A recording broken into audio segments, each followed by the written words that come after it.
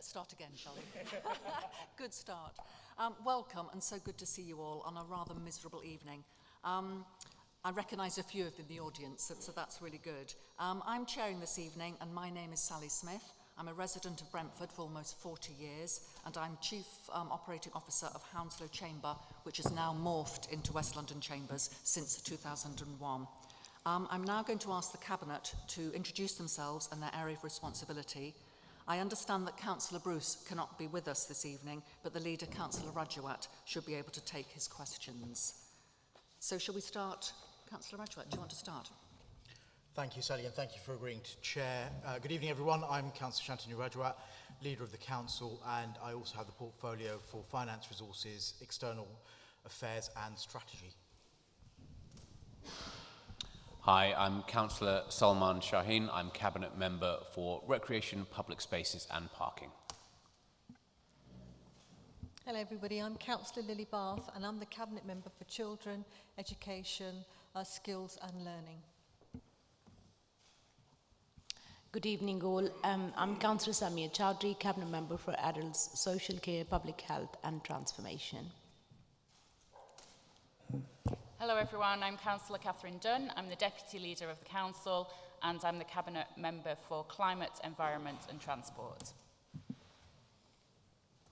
Hello, I'm Guy Lambert. I'm a Councillor for Brentford West and I'm the Lead Member for Highways, Recycling and Health Integration. Hello, I'm Councillor Sue Sampson, Lead Member for Housing and Homelessness. Hi, my name is Councillor Shivraj Garewal and I am a Councillor for Heston Central Ward as well as a Cabinet Member for Communities, Equality, Heritage and Culture. Good evening everyone. Last but not least, I'm Councillor Ajmer Garewal, Cabinet Member for Safety and Regularity Services and a Councillor in Hounslow Central Ward. This evening we've received a record number of questions via email and the link, and we'll start with these and then take questions from the floor. All questions submitted prior to the event will be answered and answers published on the Council's website. This may take a few days. All personal questions will be answered directly. I think there were 2 of those. The Cabinet will be able to hang around after 8 p.m. if you would like to speak to them directly. Please try to be brief as possible as we don't have a great deal of time. Please be respectful to the panel and to each other. Right, for the first question. Our first question comes from Andre Caravajal, who can't be with us tonight, and his question is, what are the 3 main challenges or failings that our borough faces, and what measures have been put into place to address them? Councillor Rajawat. Thank you, Sally, and thank you, Andres, for the question. It's a really, really good question. It's a difficult time out there, isn't it, for everyone. Residents out there are feeling the pinch of a cost of living crisis, high inflation, energy bills where they are, and those are pressures that we're feeling as a council as well. So I think if I reflect on my 3 top priorities that sort of keep me up at night, financial is absolutely up there as a top. Not only is it my portfolio, but looking across the council, we're having to do a lot more with a lot less, and that's been the case over a number of years. I've been a councillor since 2010, and in that time, we've only ever cut services. So despite all of that, this administration is very ambitious for Hounslow. We've got a really bold plan for what we want to deliver, and we have to do that under a very tight financial envelope. The budget rounds get harder and harder every year, and part of our challenge is explaining that to you as residents and the journey that we're on. The second thing is around finances, but also the pressure on services. We know we have pressures of rising demand in adult social care, in children's social care, and also in housing and temporary accommodation as well. And there's a great deal of work that Councillor Sampson, Councillor Chowdhury, Councillor Bath, but all of us as a Cabinet are doing to try and mitigate against that, whilst not losing sight of the fact that residents absolutely require the best possible service. And I think we can be really proud that despite challenges in finances, we've always delivered good outcomes for our residents. And then the final challenge for me is fundamentally changing the way your council interacts with you. It's a big change. It sounds very little, going out into localities, offering the services where you need them, the signposting, the support where you need them. So we've got a locality hub that was launched here in Feltham, was the first one. It's going across the borough. We absolutely need to keep refining that, keep changing that. You've seen the changes in the area forum as well, with marketplaces and support where you need them. But we need to be responsive to your needs where you are. And that is a challenge because it changes the way the council's traditionally operated. And we absolutely need to get that right, because we can't keep being centralised and asking you to come to us. We need to come to you. So hopefully that gives you a flavour of... Yes, thank you very much. Thank you. A couple of people asked this next question. Is Mrs. Parton with us tonight? Oh, lovely. Would you like to ask your question about signage?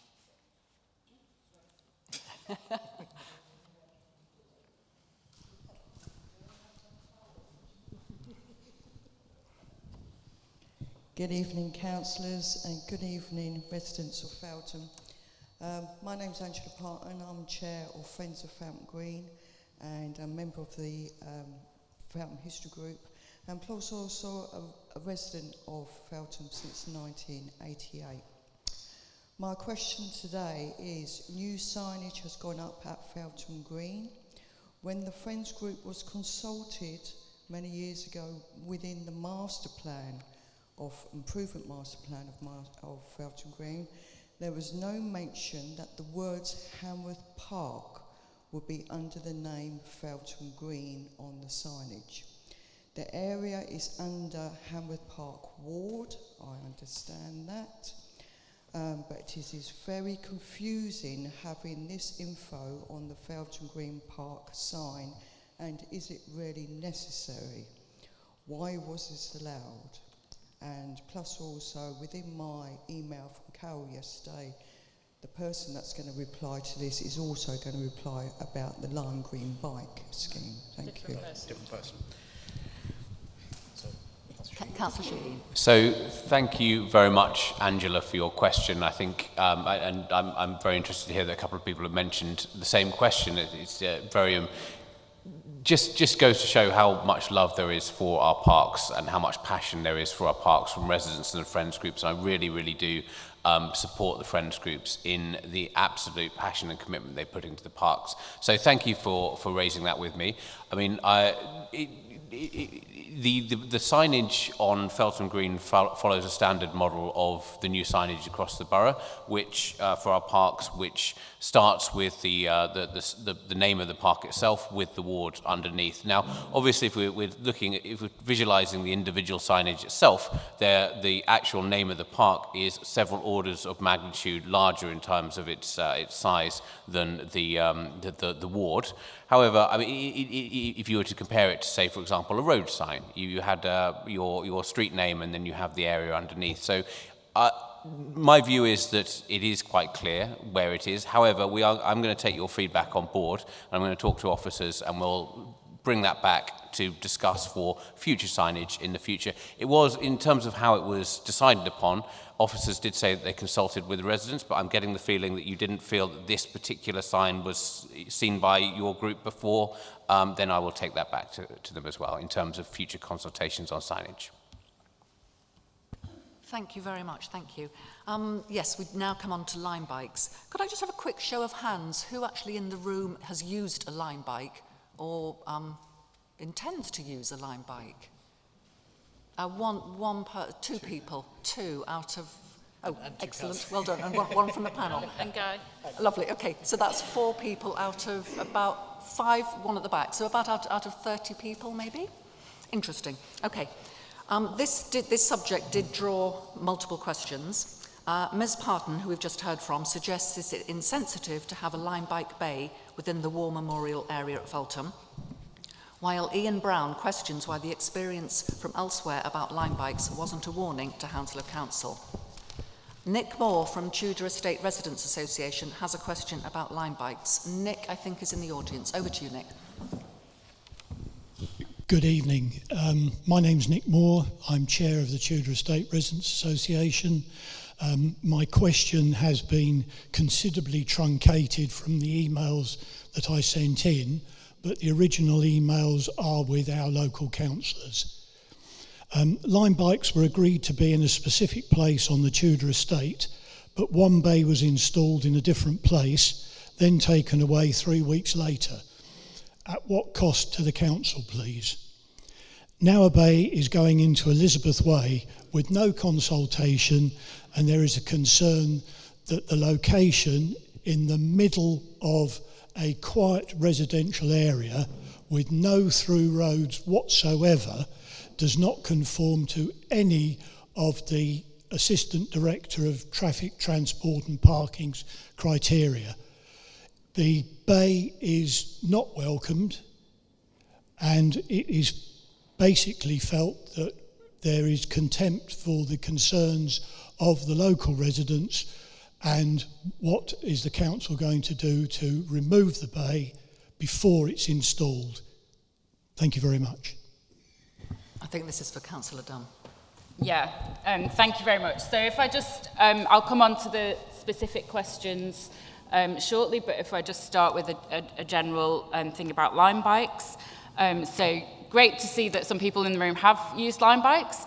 Doesn't necessarily surprise me that it's not more, just looking at the people we have in the room, which is not to cast any aspersions at all, but we do know something about the demographics of the users of Lime bikes, and not sure that Guy and I fit into it particularly, but there we go.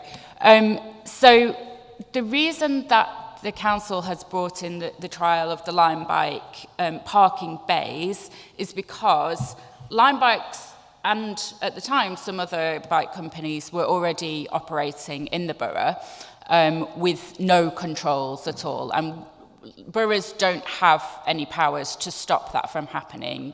So the government has been rather behind on bringing forward legislation, both in terms of e-bikes and e-scooters. So there are lots of schemes running. In London, there is an e-scooter trial that we are not part of in Hounslow. But e-bikes can be run and used anywhere, and there are no legal controls on that. What we wanted to do as a council was to put some controls on this, and so we entered into the agreement with Lime so that bikes can only be parked in the designated bays. This is a trial, and we are currently consulting in a couple of different ways. So through our curbside strategy, which is out for consultation at the moment, that consultation closes in a few days' time. I think it's the 10th of December, and you can find that on our consultation hub under the name of Reimagining Our Streets. And then separately, we are consulting on the individual bay locations. And so that's through an experimental traffic order, so it means those are not permanent locations necessarily at the moment. They have been put in, and we are collecting people's thoughts on those in particular. And then at the end of the trial period, there will be decisions made about whether to keep them, whether to move them, and so on. We do also have the option to move some bays or to remove some bays during the trial if we think they are causing particular problems, and that's why the gentleman noted that a bay has been removed on his estate, and we're looking for a different location for that. So that's been done at no cost to the council, because we are receiving a fee from Lime as part of our agreement that will cover the costs of the implementation and removal or move of these bays where needed.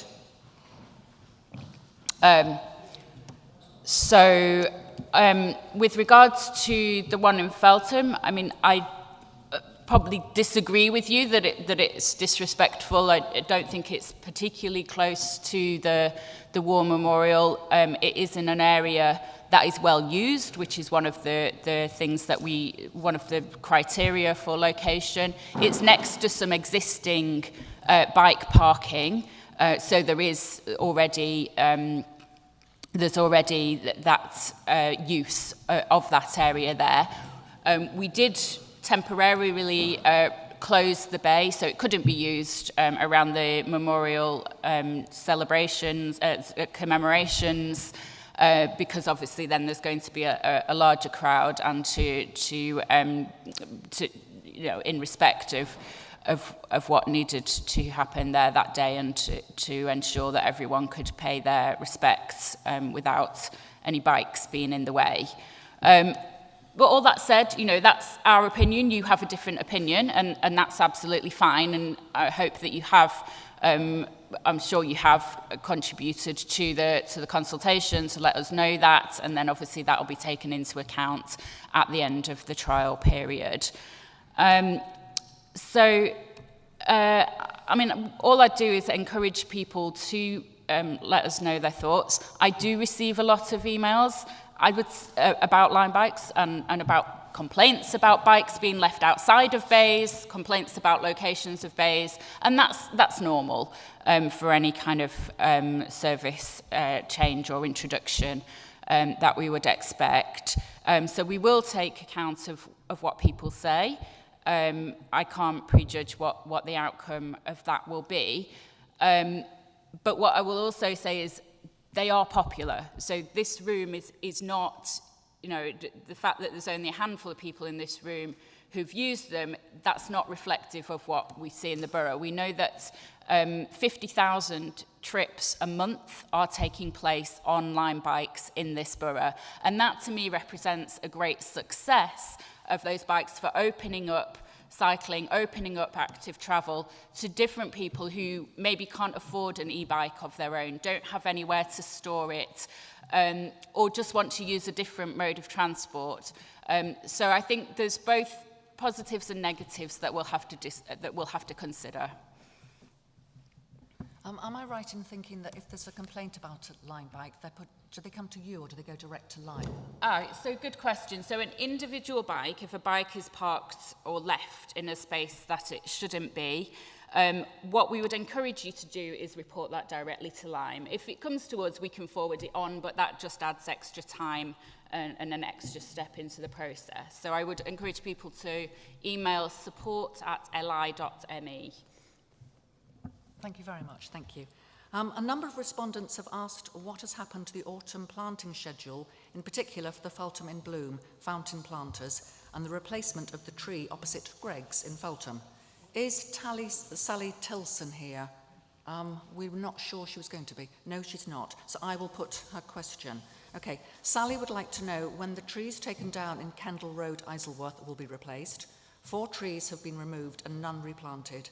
Does the Cabinet feel that this sits with the Green Agenda and the Grow the Future plan for sustainable foods, growing spaces in the borough? I think this is one for Councillor Shaheen. I think Apologies. Going to come in. Okay, I understand about trees on roads. The contract that we have with Hounslow Highways says that whenever they remove a tree, they have to replace it, not necessarily in the same place.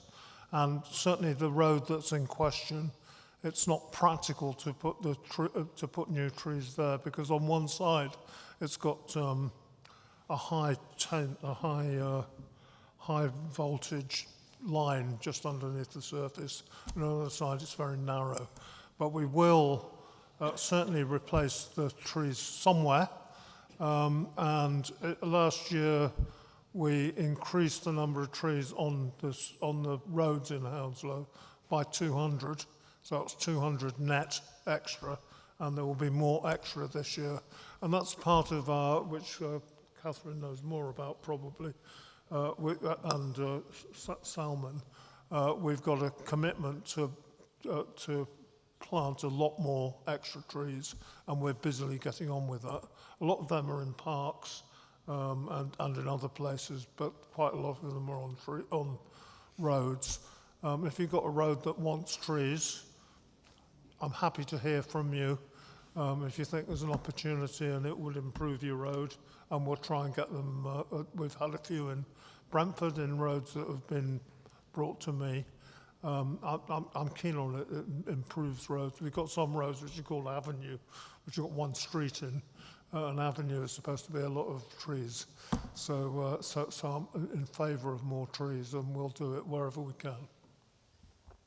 Thank you. I think Councillor Shaheen would like to add something. Thank you, Guy. And absolutely, our streetscape massively contributes towards our overall tree planting objectives. And to come back to the question and to put it in its broader context, how does this fit in to our objectives? Well, we have an ambitious objective to plant 20,000 trees by the end of this administration, and we've already planted half of those trees, many of which are on our streets, many of which are in our parks, and many of which are being given away to residents and to schools to be planted and to serve our communities. Now, how does this connect with Grow for the Future? Well, Grow for the Future is a project which is to transform acres of wasteland across the borough, fly-tip, fenced off, turn them into allotments, community gardens and orchards. Orchards, of course, embody trees, and all of these new green spaces can be key new planting locations so that we can have our green spaces absolutely contributing to the health and well-being and climate of our borough and our air quality as well. And all of this comes together to support our overall objectives to build a borough that is 45% green. Thank you very much. Thank you. A number of questions came in around street crime, including one from a resident who refers to themselves as windsurf and is concerned about activities in Swan Street, where there is drug dealing and young people gathering after 10 p.m. and taking drugs. We have with us tonight Xavier Fernandez, who has raised a number of issues for the panel and is keen to hear what initiatives can be put in place to engage with kids to help avoid street crimes, such as public nuisance and shoplifting. But before the panel consider that, Xavier will ask a question. Xavier. He may not be with us tonight. Oh, okay, right. Well, his question is, what strategies are the council implementing to reduce knife and street crimes among our youth in our community? Is there a focus on increasing police presence or utilising technology to monitor high-risk areas for knife-related crime? I think this is one for Councillor Ajmagrul. Thank you, Chair. Great question, because knife crime is very rife and very important. And I must tell you that we are doing a lot of work on this. We're working with partners, with youth groups, so that we can offer education and how to tackle this and how to prevent it, more importantly. We work with youth partners in providing and we provide funding to local groups such as Capture and Brentford Football Trust. We recently had a serious violence summit at the Brentford Football Stadium, where it was co-designed and co-delivered by youngsters, so they know the risks, and Brentford Football Club work with those who are at risk. The violent summit went down very, very well. We also do something called the Junior Citizens Scheme, where we work with all schools, and we have all the partners, the police, the crime, the knife crime, everything there to educate them. And we work with the Youth Parliament, and we're doing peer research there in the crime which is going on. And we continue to invest in working directly with children who are being exploited and who are being groomed into working to drug lines. So there is a lot of work going on with the Safer Communities team as well. There's a group called Capture. They do a lot of work with Brentford football team as well. The police, they are working very hard to prevent this, and they have a dedicated violence suppression unit, can't even say the word. We at the council, we go to BCU meetings, weekly violence meetings.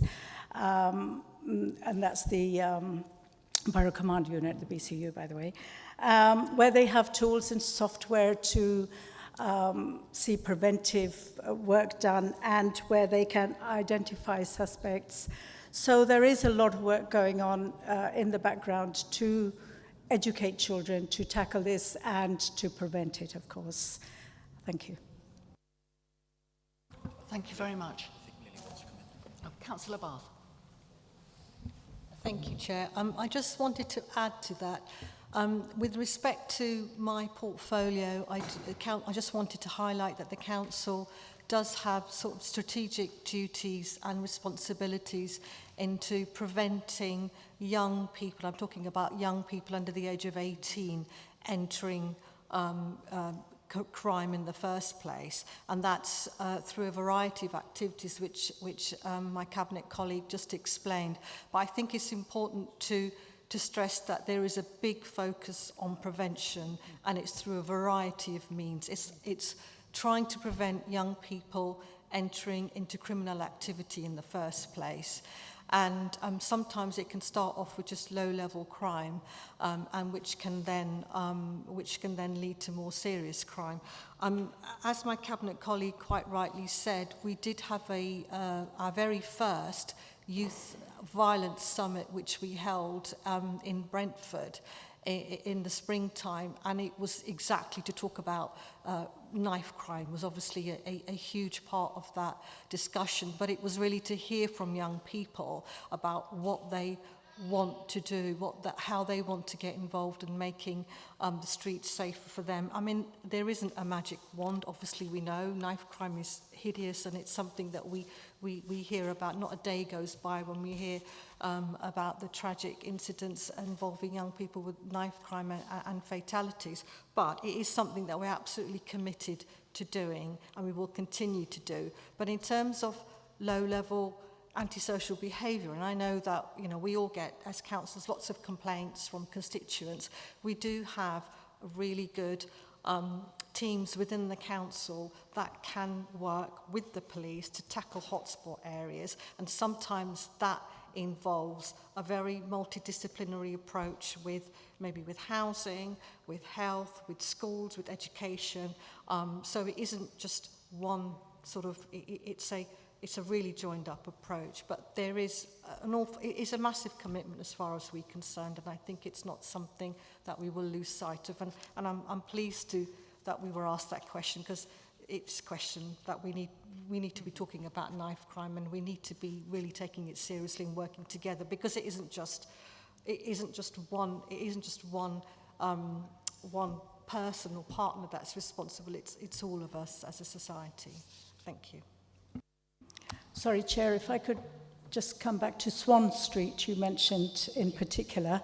There is a dedicated team, a safety community coordinators team working with multi-agency approach, and they did have a meeting with local residents there and local councillors as well.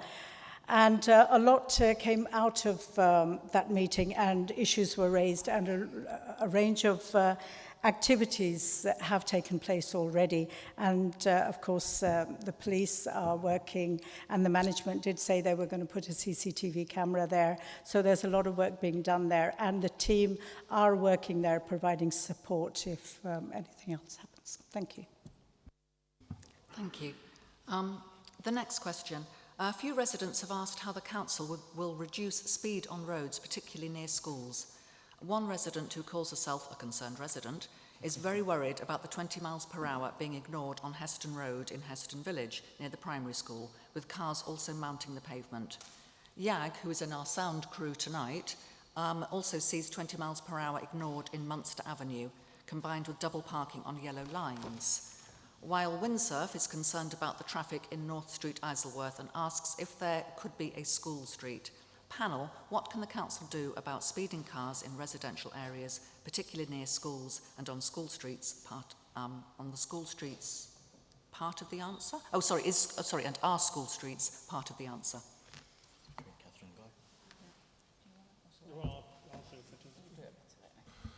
Well, I mean, certainly we've had a lot of feedback about about people driving too fast on residential streets.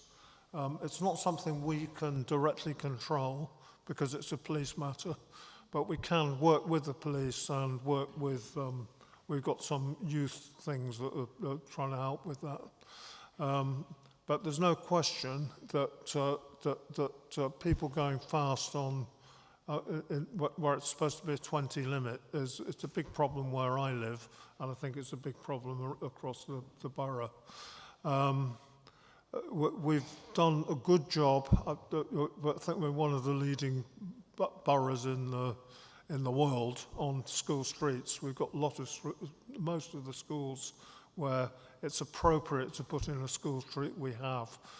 We've got one or two in Brentford that are still being done now. That makes a big difference, and it makes it a lot safer, and it reduces that horrible part of the day where people are driving around with their kids and often blocking the road by parking illegally. So that's all I know about it. Catherine knows much more. Yeah, happy to come in. So, yeah, absolutely. I mean, school streets are one of our perhaps more popular interventions that we put when it comes to traffic schemes. And we are one of the leading boroughs, as Guy said. And just this term, we've completed another 11 school streets. So we're doing really well on that. Sorry. With regards to the specific school that was mentioned on, I think it was North Street in Isleworth, yep, the Blue School. So there has been a consultation regarding a school street there. It is one of the more trickier locations, and I know that officers are currently analysing those results, and so a decision will be made shortly. But there will be some measures that put in there. It's just a case of exactly what we're going to put in at the moment. With regards to that one. And then finally, just to add to what Guy said about the speeding, quite right, that is a matter for the police. We would love to be able to police speeding as a council, because we know that the police, it's not a priority for them. They are under-resourced and dealing with all sorts of issues, not least the ones that we've just been discussing around knife crime and so on. And so as a council, yes, councils would love to be able to enforce speed limits. Unfortunately, we can't. There was supposed to be a trial in Wandsworth, I believe, but the government, the Department for Transport, was not prepared to allow that, so that's not going ahead.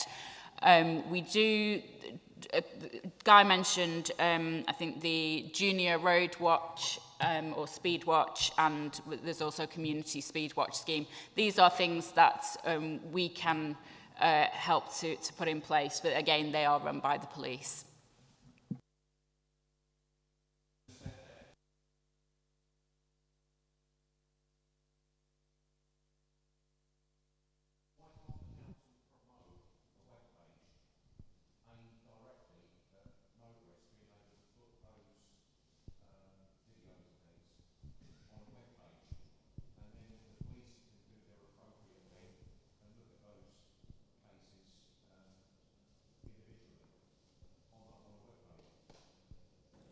I'm not sure what the law is around exactly how speeding can be enforced, whether it has to be, at the time. But happy to talk to police colleagues about that. Can certainly find out.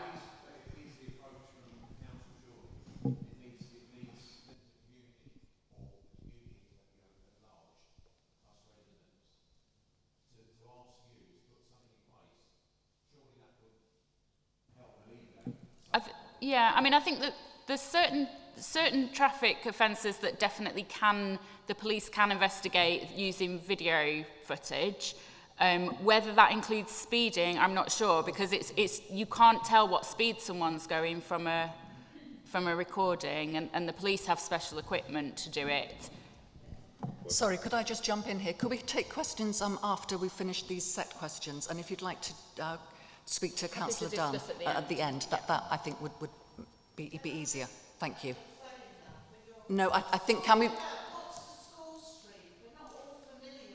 Yes, I think we need to wait till the end because people can't hear what is actually being said because you haven't got microphones.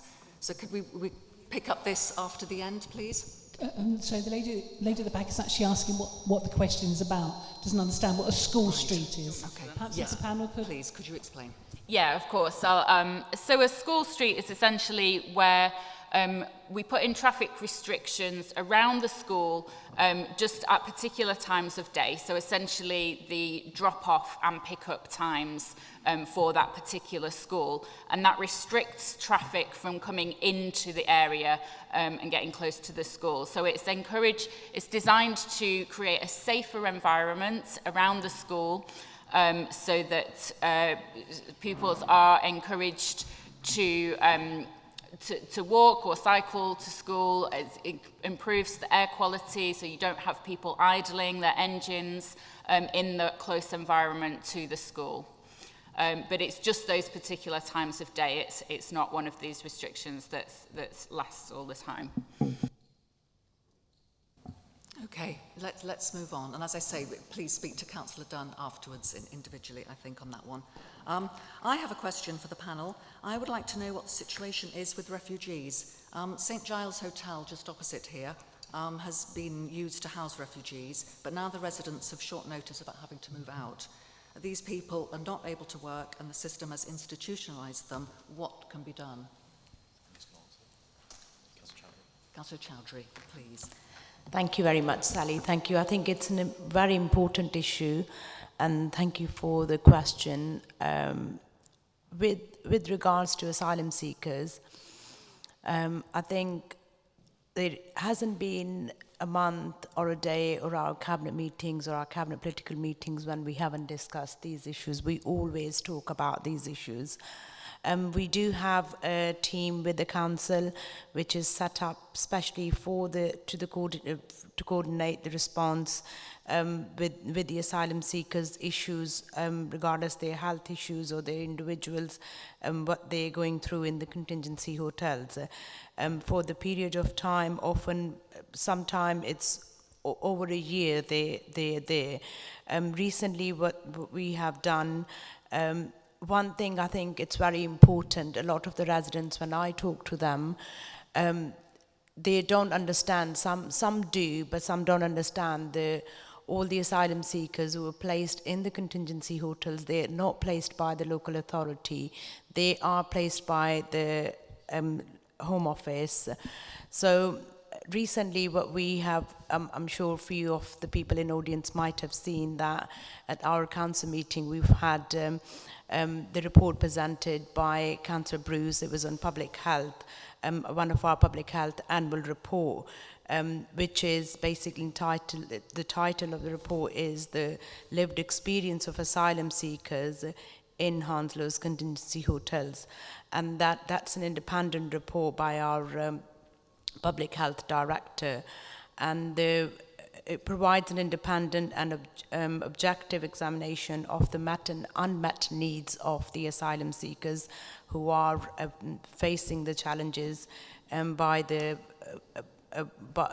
where they are, and the local authority as well. It's a call on the government and other agencies to take an urgent action to provide greater resources to support people seeking asylum and to work more closely with the local authorities. And I think this is an important thing where leader has written twice, if I remember correctly. One letter was gone to Secretary of State recently, and one was a little bit, I think about 6 months ago, if I'm right, asking for more help and support. So as much as our team is working quite closely, I know myself, having public health hat on as a lead member of public health, I know there has been a health check and we've had some and the children's in those areas as well. And it's not just about St Giles Hotel, it's all the contingency hotels. We are having issues, and the asylum seekers are having issue. There is a 100% urgent need for action from the government. Local services are facing increasing pressure due to the extra strain placed on them through supporting our asylum seeker population, but we have found that many of the asylum seekers in our borough who are living in the hotels accommodations are facing condition that is kind of not just on their physical health but mental health. I think we've got a question a bit later about mental health, and it's extremely important. I've spoken to a few asylum seekers and when you talk to them, it's extremely hard. I think what government needs to understand what they are going through and what impact they're having on their mental health, especially the children's, especially the people who have extra needs within the normal day in day out life. Some of them can work, some of them can't, and then moving them from the hotels it's a hard bit. For example, if someone is living at one place and they have to kind of change within a year or after a year, it gets a bit harder for a normal person, but they've already gone through a lot. So their lives, we all understand, are on hold while decisions are taken about their future. But as a local authority, we are doing whatever we can do. Our teams are day in, day out working hard for them. Thank you. Councillor Rajawat. Yeah, thanks, Sally, and thanks, Samia, for giving us that. You're absolutely right. A team has been created, and we are doing everything that we can. But let's be under no illusion here. The system is completely broken, and it's broken because the Home Office are allowing it to break, and they are leaving people in destitution in contingency hotels, or more recently chucking them out with very little notice once their decisions are made, and they end up on our doorstep. Now, we all take the view that they are our residents, and they need to be looked after like any other resident would do, but that is a cost for us that we have to board. So if you haven't read that report, it is a very, very important report that really highlights the scale of the problem that we're dealing with and the conditions that you probably wouldn't put your worst enemy in, let alone someone that is your own resident in those hotels. And we need to be really aware of that, because it is a failing of the government's making, and it is a very deliberate failing. Samia was right to point out that I've written twice to the Immigration Minister. Well, hot off the press just this evening, the Immigration Minister has resigned because he doesn't like the government's Rwanda policy. That tells you everything you need to know about government policy and what the government is doing out there. It's a desperate situation, and I think the point that I would also highlight, in addition to what Councillor Chowdhury has said, is that there is a knock-on effect for young people, unaccompanied asylum-seeking kids, who we have a responsibility to educate and support through the system. And the government are utterly failing in the basics about identifying or checking their age. You know, there are some kids in those hotels that we don't know the age of because the Home Office haven't done their work properly. How can we support them properly through their education when the fundamental building blocks of their support are just not there? So it's a desperately bad situation. We are trying to do as much as we can, and we're absorbing the costs that has on our services in terms of time and officers, because it's absolutely the right thing to do. Thank you very much. Thank you. Right, moving on. I believe Abdul is with us this evening, and he has a question on regeneration.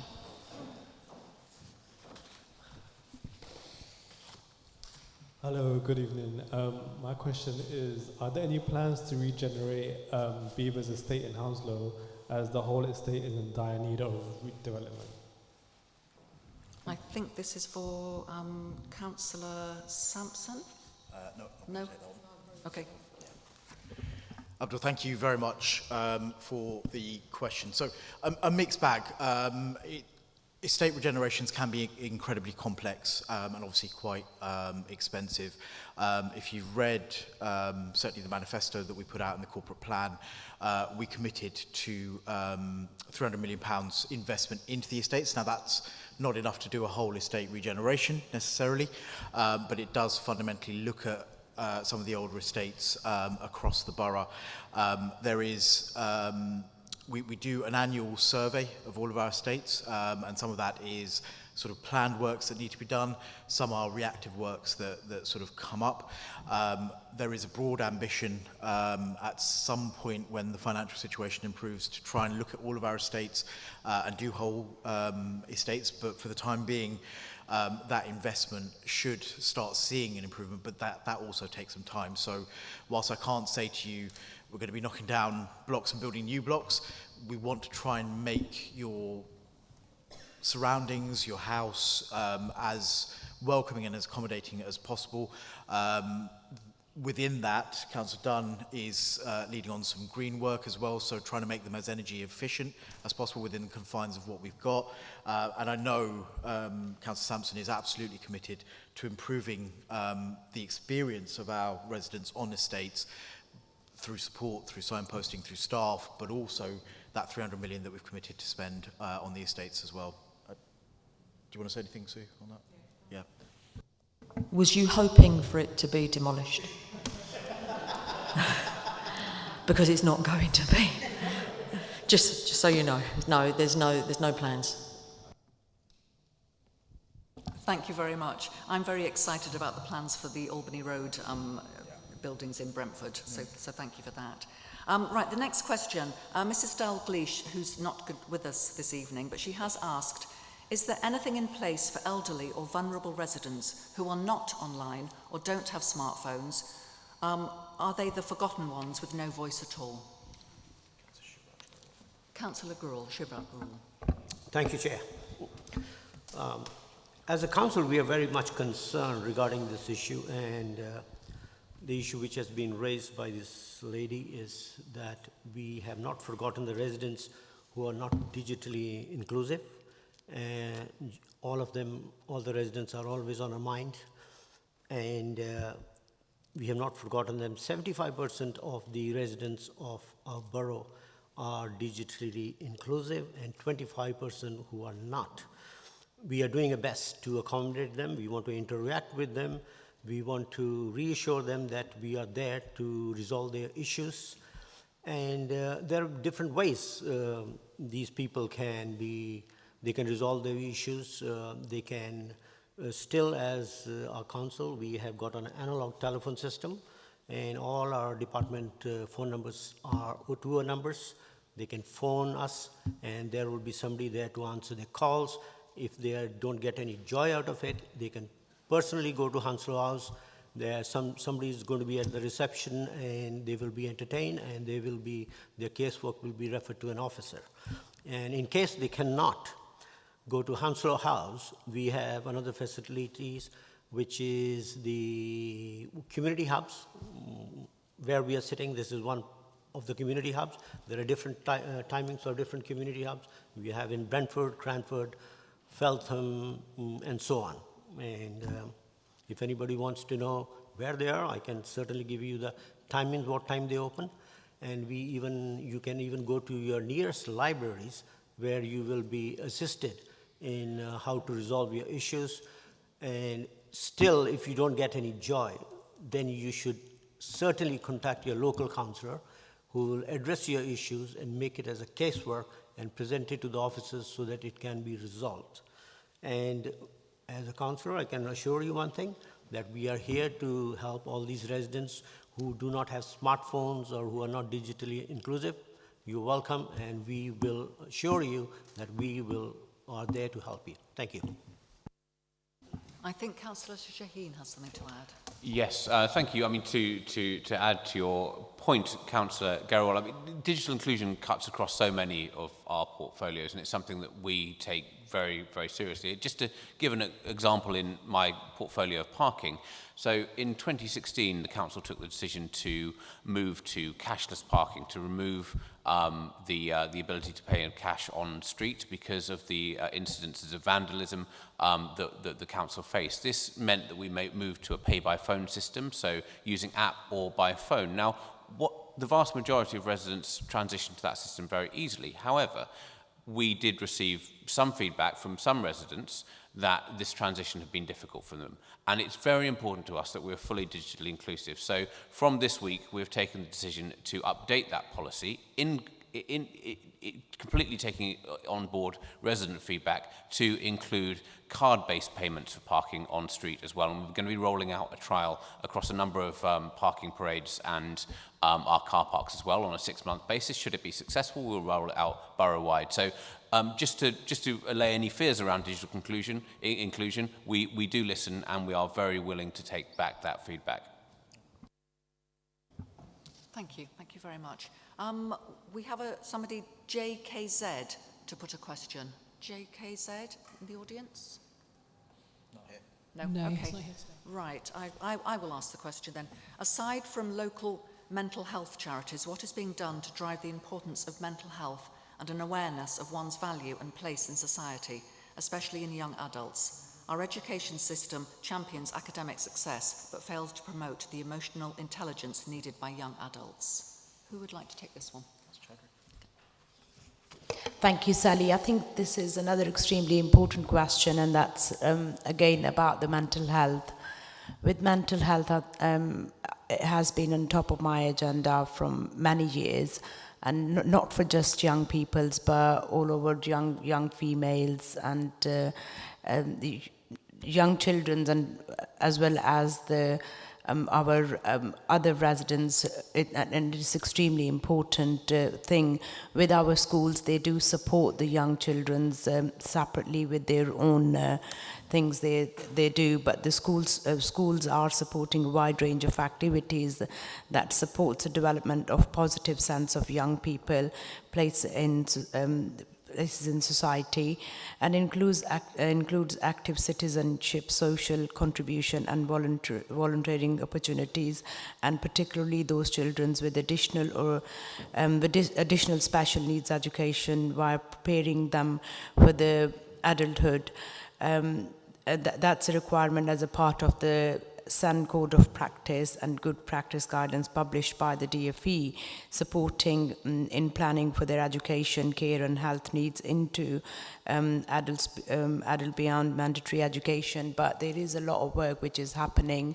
If we talk about across Councillor Lily Bart's portfolio, which is with the children's services, a lot of work we are doing, and from public health and social care point of view, mental health is something which we always talk about, and we make sure that we work on that. For not from, I know a few charities are working very hard. I have recently seen the work Mind has been doing, and previously as well, but we do support wherever we can our young children's. And I'm just going to pass it on to Councillor Bath if she'd like to say anything a little more on this from school's point of view.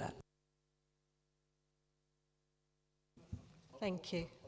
Just say something briefly about that, because this is one of my responsibilities is working on integration between the health service and social services, which have been quite apart thus far. So this is a national campaign that we're working on to try and get the health service and social services work better together. It's not easy, and it's not going to be done next Tuesday, but we're working hard at that, and we're working hard at it across London, and I think across the country, but I only see London, and that will help to provide a more comprehensive support to people who need support, whether it's in mental health or whether it's in other things. For example, some of the other things that we, of course, I don't suffer from, but a lot of people around here suffer from obesity, and that's getting social services and the health service working better together on these important issues will be good for everybody's health, mental and physical. Councillor Bath, did you want Can to I add something? just come in one Of minute, course. please? Thank you so much, Sally.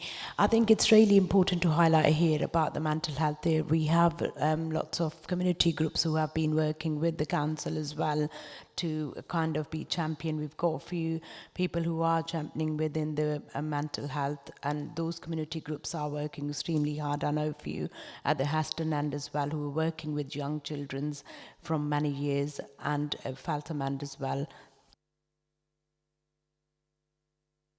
Thank you. Mental health is a subject that's quite personal to myself as a parent with two, well, not young children anymore, but adults.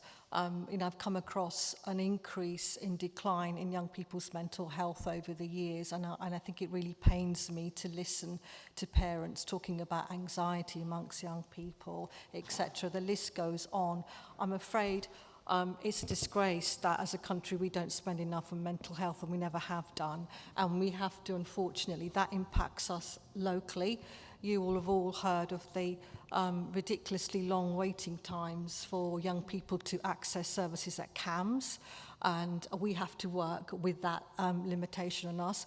I mean, of course, we are committed to improving services, increasing awareness in terms of mental health support and services for young people. But as my colleague said, we are limited in terms of what we are doing.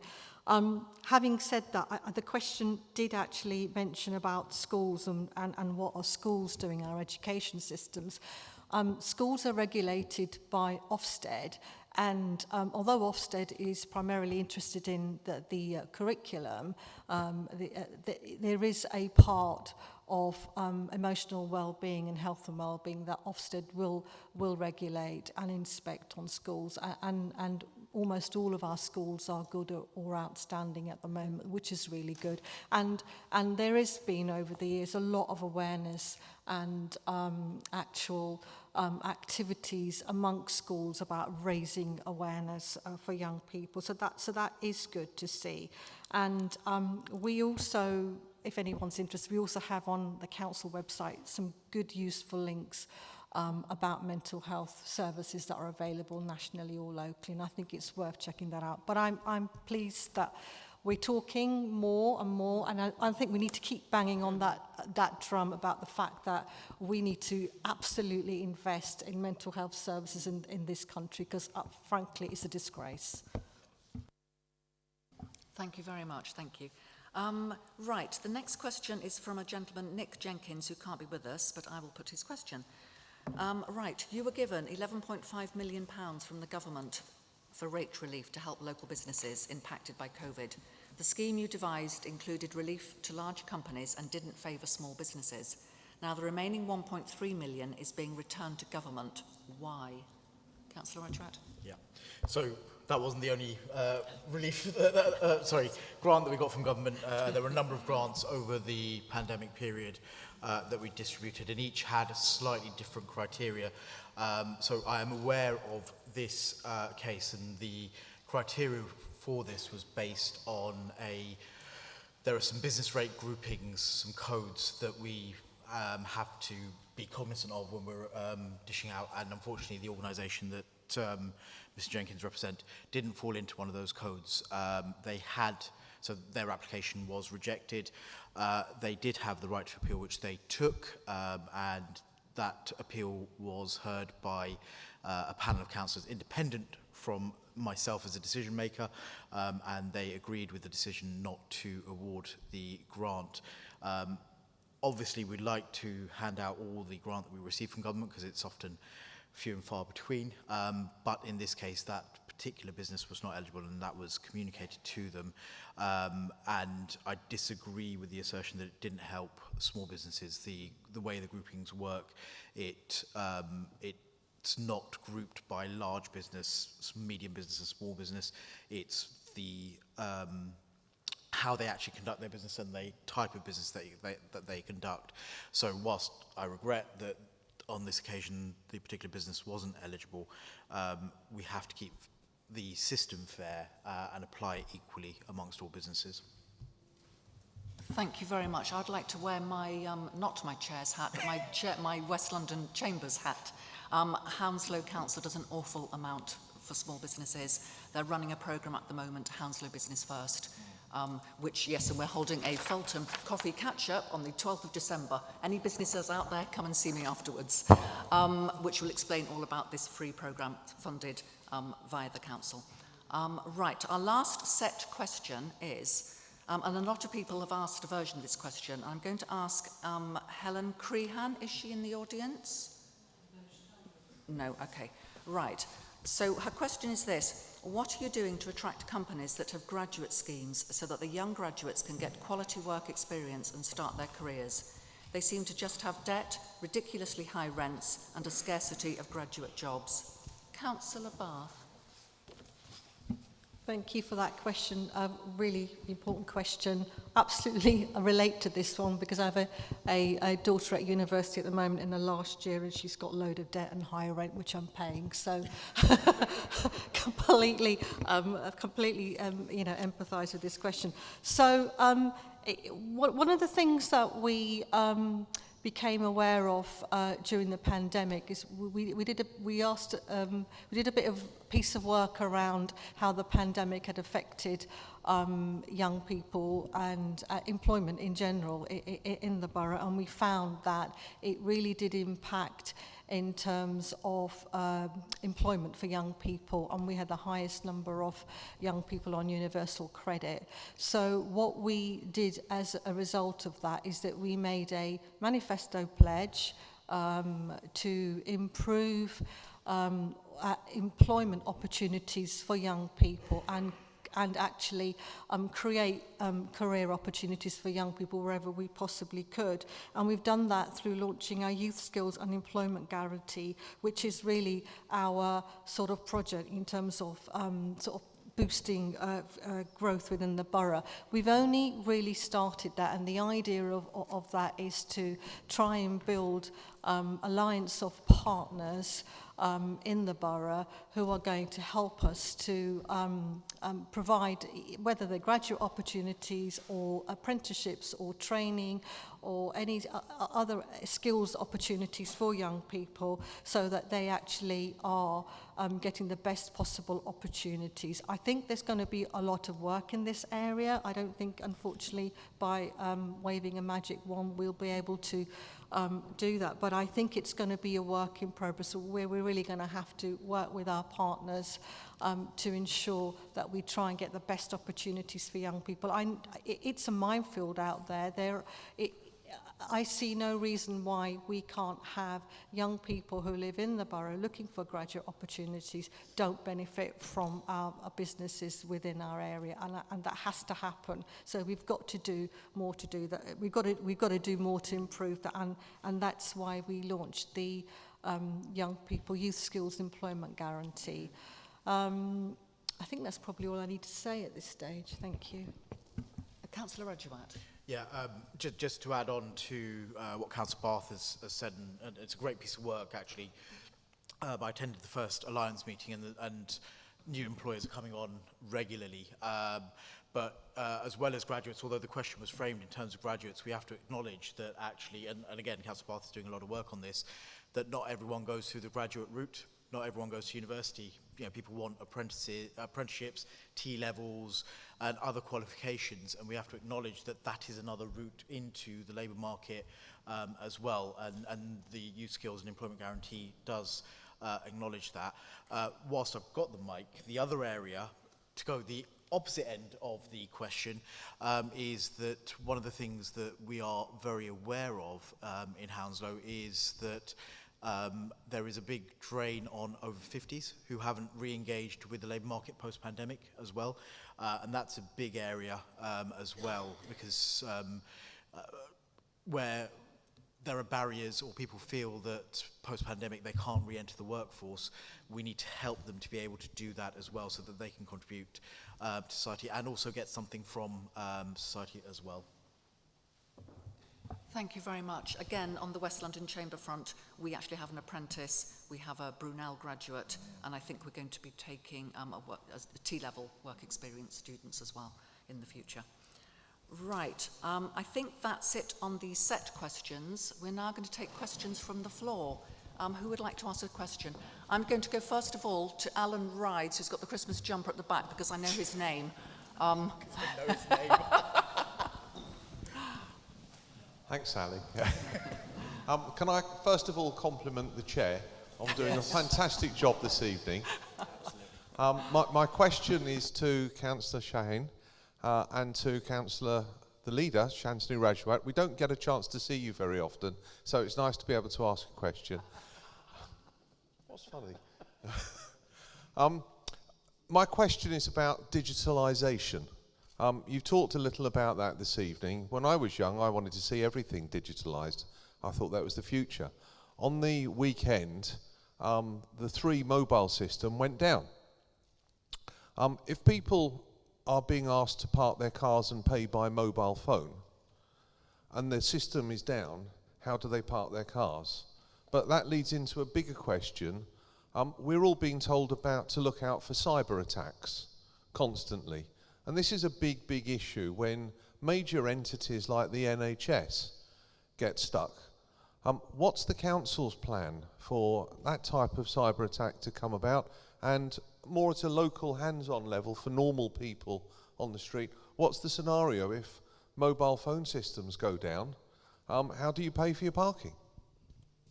So I'll take the parking specific part of that question. So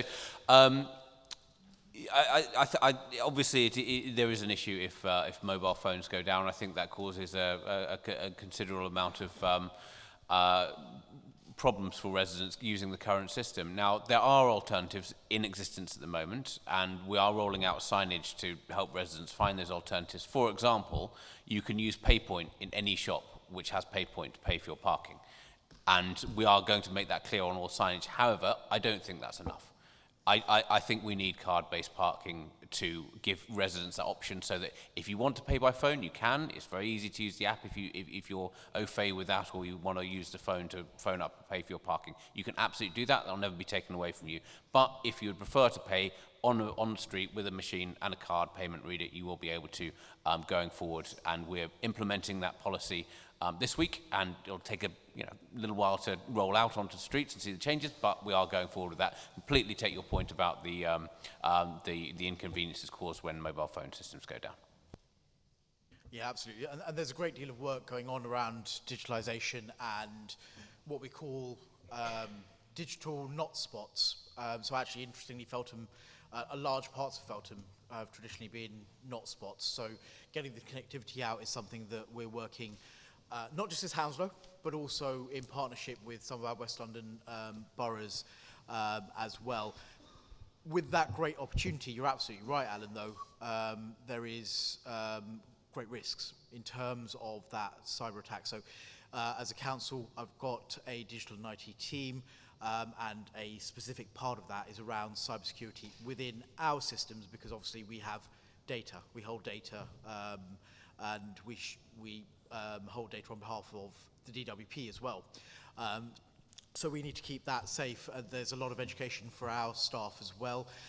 In terms of rollout of broadband into areas such as Feltham, part of that offer is also around helping residents who are benefiting from the broadband, also being cognizant of cybersecurity and simple free antivirus software that could be available as well. And we do that as standard on the laptops that we hand out through our barn as well for those who aren't able to purchase new laptops as well. Okay, thank you. Anybody else want to put a question? The gentleman in the front row.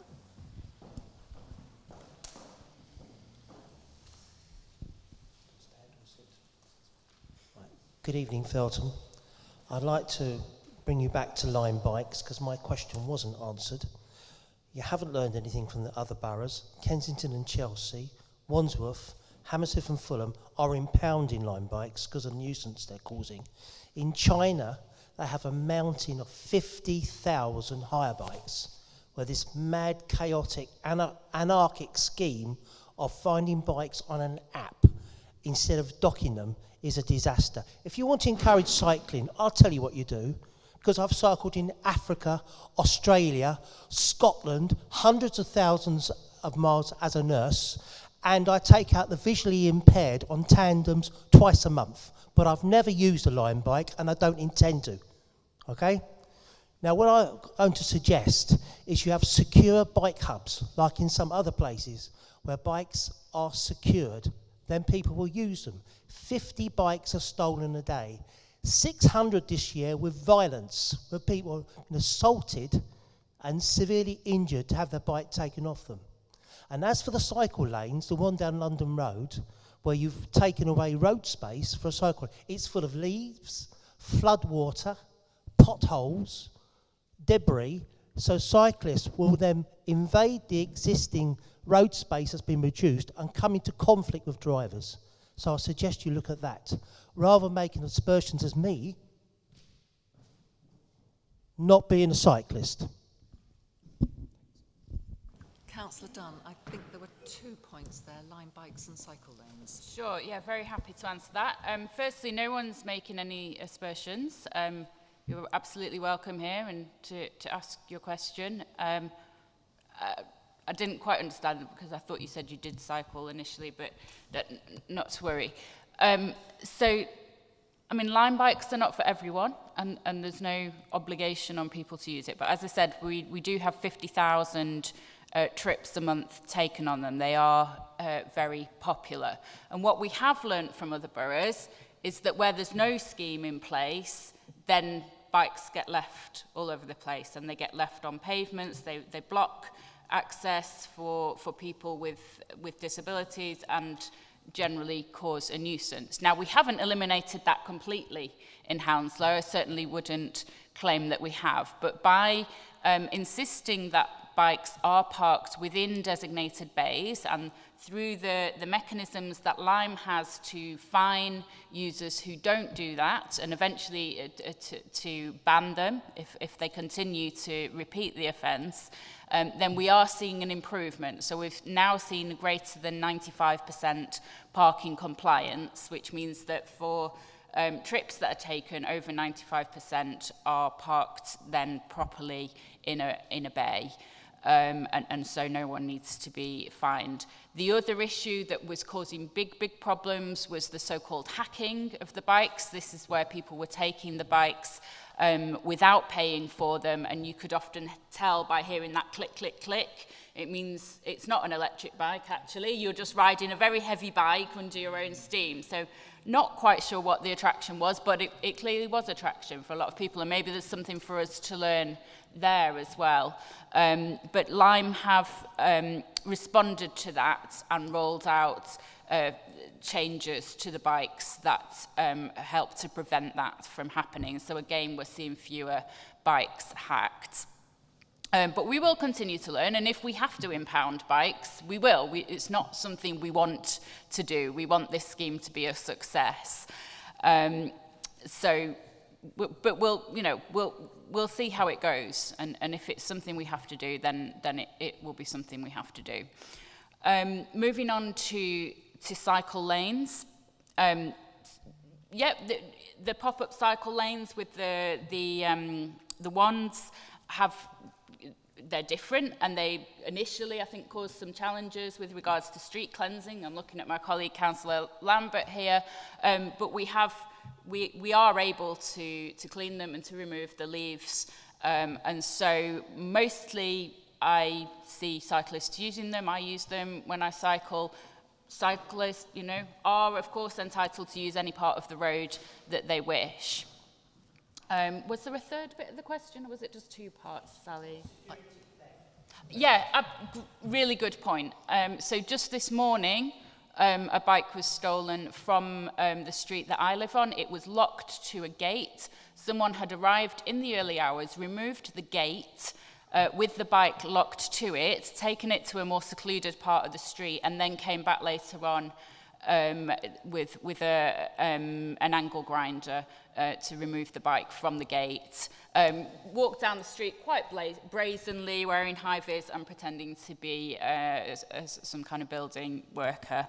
It is a big problem for people, especially people who live in flats, who may not have places to store their bicycles safely. So that is why we're rolling out bike hangers across the borough.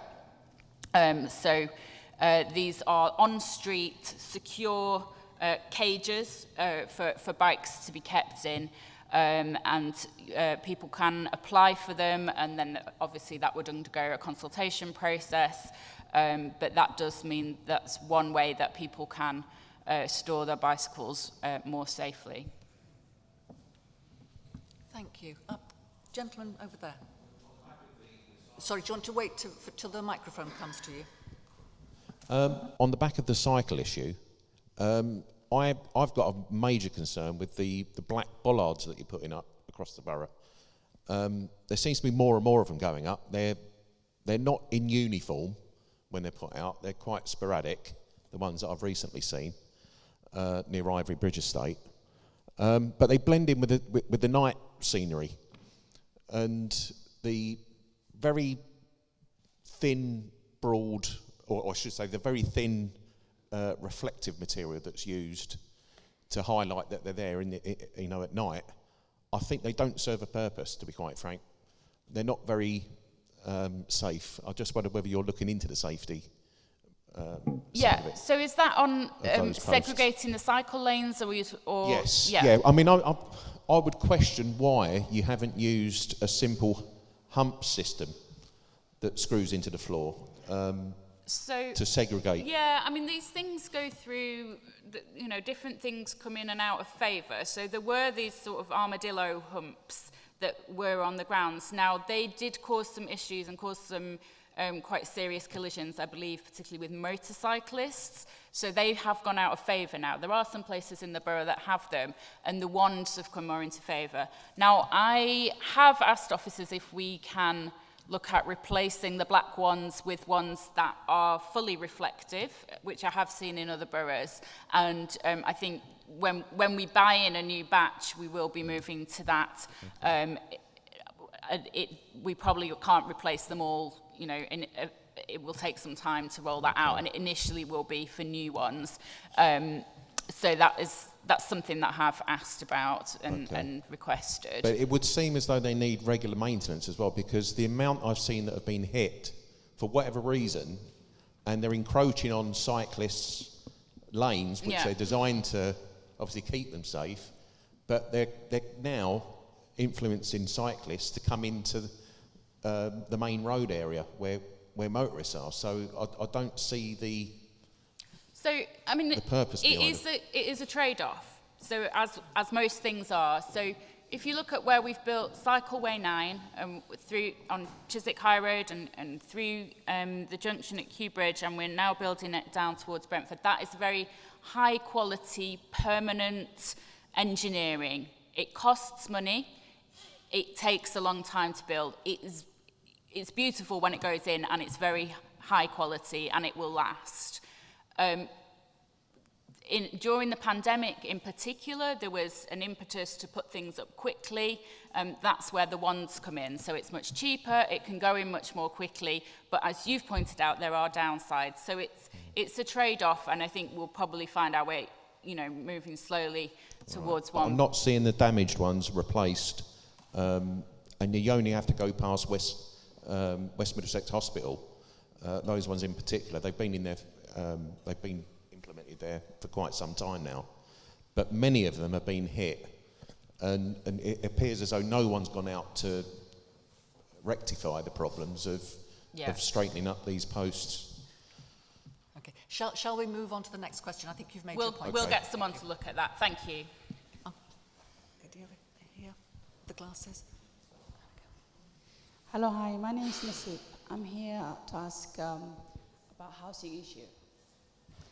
I want to ask the council, what can they do about temporary accommodation people that has been forgetting in properties that have been put in more than 5 years? For example, I live in crowded very crowded temporary accommodation, more than 5 years. And I'm happy that actually you guys have mentioned that the criminal, the health issue, which all come into when you have a problem, when there's a lot of people who have a housing matter that has been forgetting. For example, there's no caseworker, there is no office to go, there is no one to help. There is no counselor that you go to help. So I really want what the counselor can do about those people has been forgetting in a long issue housing matter. And what can they do about it in order to reduce the criminals, the health problems, the school matters, the children that goes to school every single day, that they have no place to sleep. Yes, I get you're upset about this. Councillor Sampson. Okay, thank you for that question. Up until recently, we had over 6,000 applicants sitting on the housing register, waiting to be rehoused. Currently, like you just said there, that you've been living in temporary accommodation for 5 years. I'm dealing with cases where people have been living in temporary accommodation for 9 years plus. So the borough, as we all know, it's the lack of accommodation that we actually have. You know, we would like to build larger properties and more of them, but we don't have the finances, and 2, we don't have the space. So it's a matter of priority. So then it comes down to a matter of priority. And the priority then is, you know, there's a lot of issues that come into play, whether it be medical, whether it be, there's a lot of issues. So I know the details of your case. We spoke earlier, but we can take that out. I can talk about that outside. But overall, with housing, that is the reality of what Hounslow. It's not only Hounslow, it's the whole of London, and pretty much the whole of the country. So, you know, we want to be able to provide the properties, but, you know, we're stuck in doing so. Thank you very much. Thank you. Yes, the gentleman at the back. Don't be scared. I've just come basically to represent the community and the kids to say thank you. I know you lot get beat up quite a bit. I've seen it here today. But I think also it should be recognised the good you guys do, which I can vouch for myself and 2,000 other people. So I just wanted to thank the Cabinet, Samia, Councillor Bath, Councillor Salmon, the leader, Councillor Catherine, and Mr. Lambert, Sampson, forgot the other guy's name, and the other one. So I haven't crossed paths with them. But I thought, you know, I spoke to my lads earlier on at training today and told them about this. I've got a lot of reason to kick off about, which I'm not here to do. But I am here to just thank you all. I don't think you get enough of it. And I think when you thank people, you can always get a little bit more from them instead of just sort of, you know, cutting them down all the time. But for me, there's bigger issues here. Life is more important to me than a bollard. So I'm here for different reasons, but I want to say from behalf of my lot, thank you. Checks in the post, cheers. I was just about to say we haven't paid him. That is a lovely attitude, thank you. Let's take some more questions. The gentleman, the second row. Yes, sorry, Abdul, yes? Yeah. Yes. You actually posed a question, didn't you? So shall we go to somebody else and we'll come back to you, yeah? Okay, let's be fair about this. Sorry? It's the gentleman behind Angela. The lady in red. Yeah. Good evening, everybody. Thank you for this evening. So I've heard of a few things tonight. I've heard these things are important to the council. Mental health, physical health, clean air, green spaces, trees, active travel. Can I ask why the council refuses to rule out the destruction of 100 football pitches worth of green space in Bedfont, namely Hatton Fields, from the local plan, which is destined to be Warehouse Park, which nobody in Bedfont wishes to have? Thank you.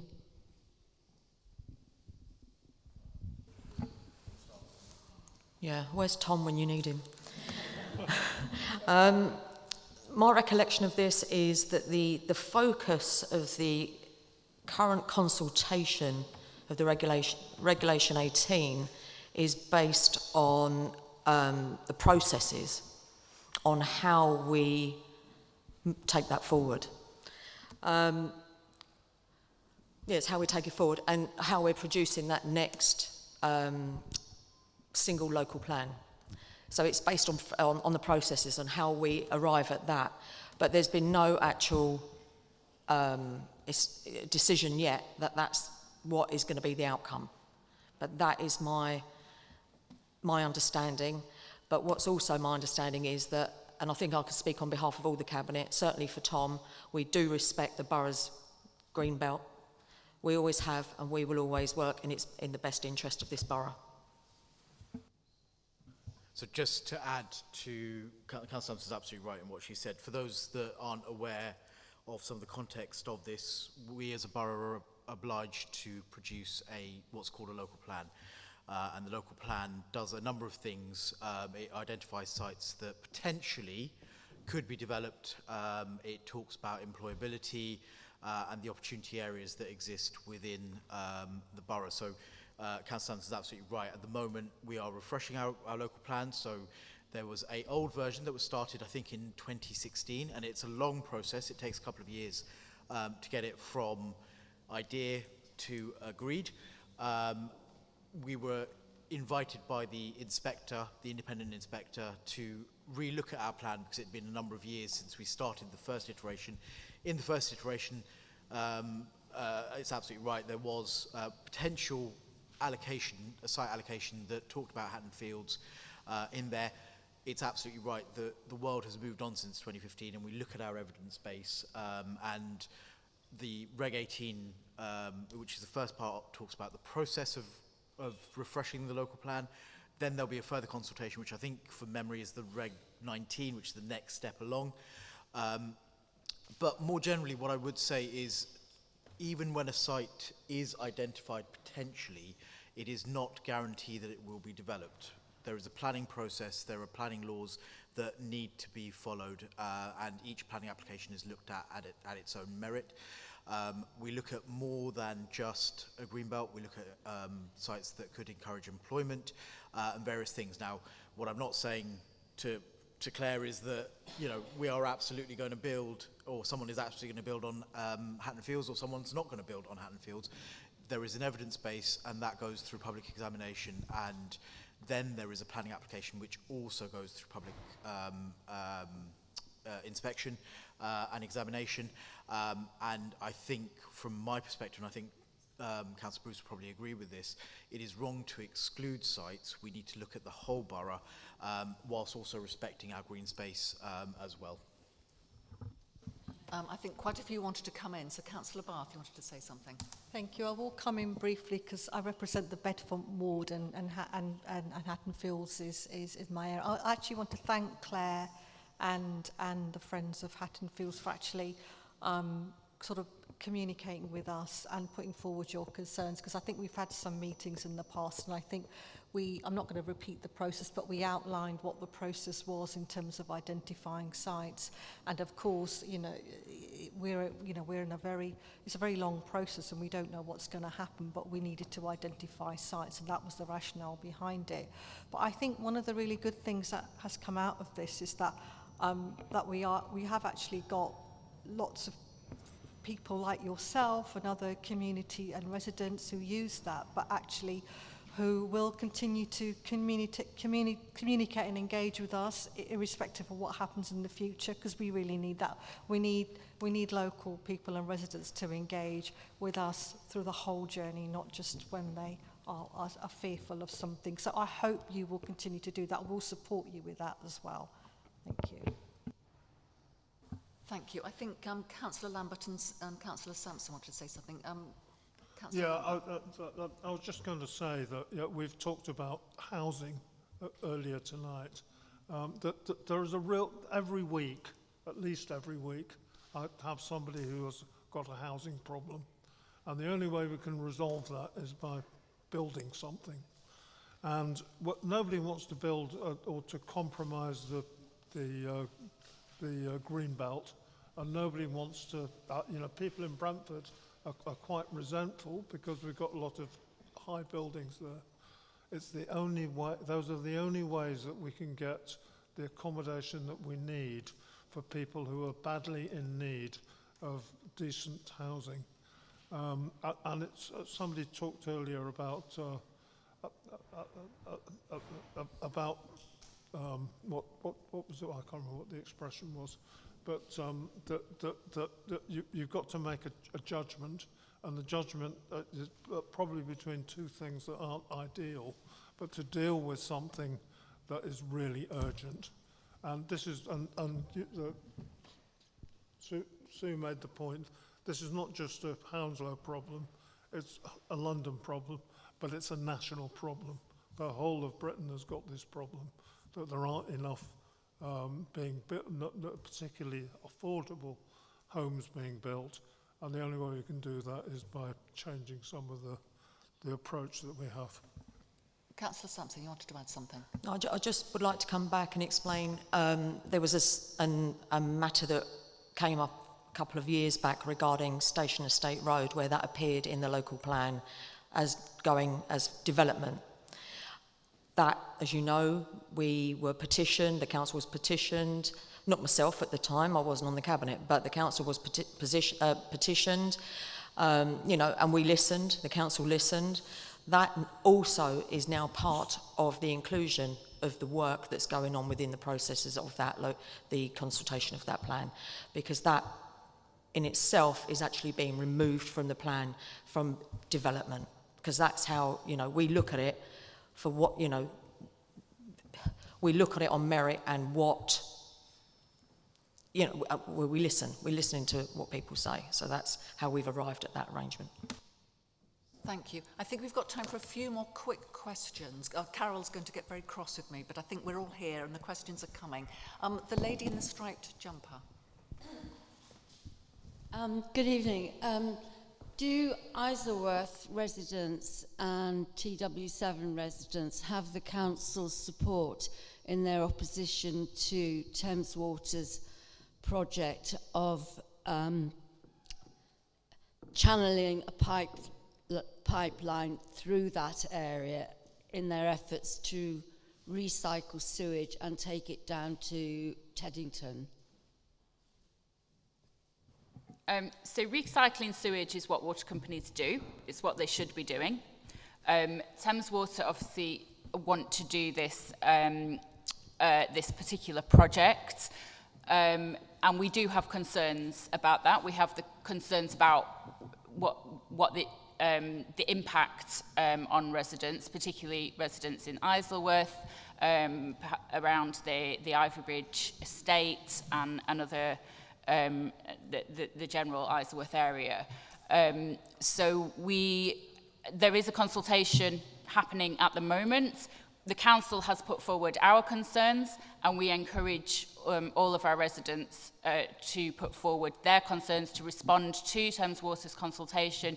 You can also find a link to that on the council's consultation hub that will direct you to it. We have also pressed Thames Water to hold a consultation event that is local to Isleworth, that is specific on the issues that will face our residents. To date, I don't believe they have agreed to do that, but we will continue to press them.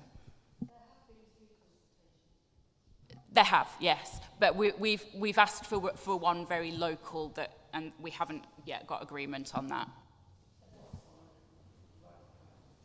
Yep, we've asked for one more local than that on the Ivy Bridge estate itself. Yeah.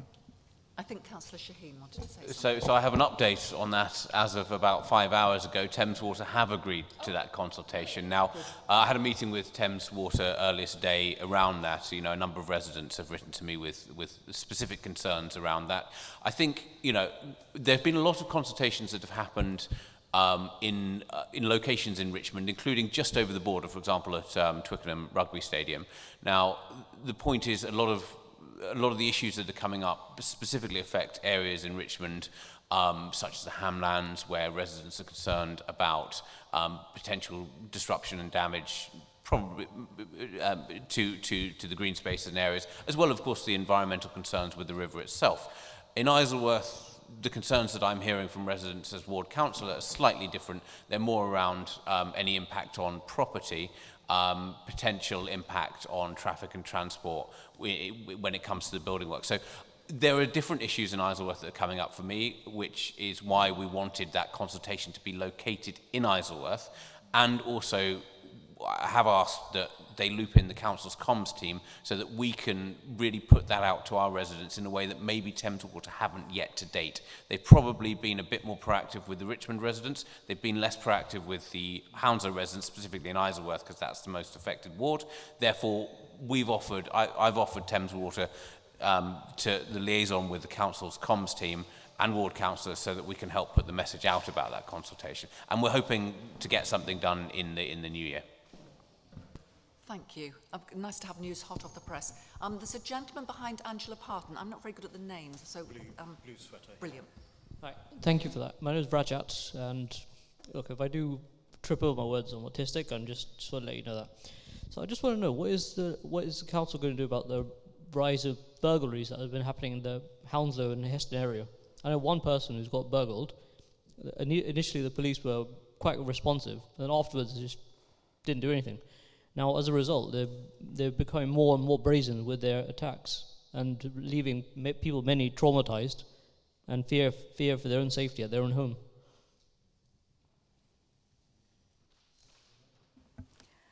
We are working with the police, and there are a lot of burglaries, but most of them aren't reported. And the ones that are reported, I do assure you that the police do take them very seriously. But of course, it depends on the circumstances, on whether they can find fingerprints or what has been taken or how serious the crime was, because they do prioritize them. But I do assure you that every one of them is looked into. One of the things I did say to the police was that they don't get back to the residents. So I said to them, whether it's negative or positive, they really must get back, because they can't catch everyone, though they do try. But if they can't, they should get back to the residents and tell them exactly what they've done and what they haven't. When they don't respond, that's when people think the police aren't doing anything. But I assure you they do look into them. Thank you. Could we...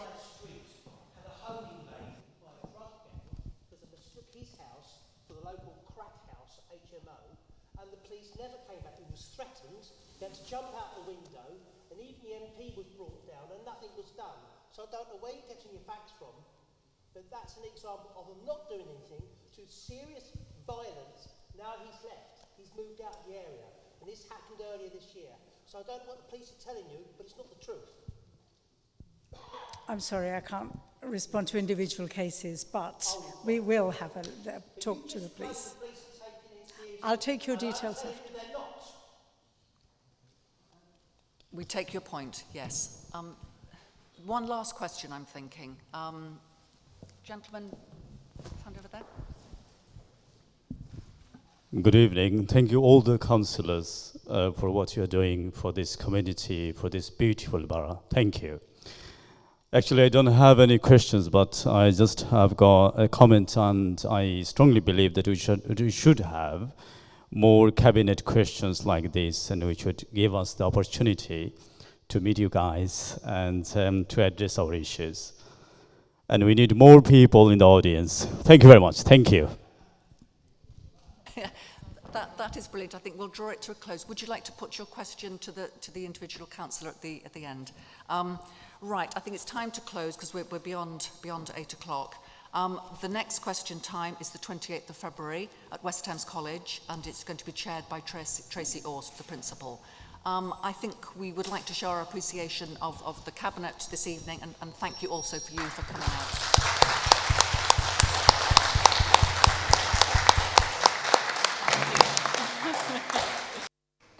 Before everybody goes, can I ask two things? First of all, you have an evaluation sheet. If you wouldn't mind just giving us your feedback, we want to know your views so we can make this better. Also, there is one person that needs a big hand, and that is Sally, who's been our first chair in our new iteration of Cabinet. And a request from YAG for a photograph of Sally and the panel. Standing, please. Thank you.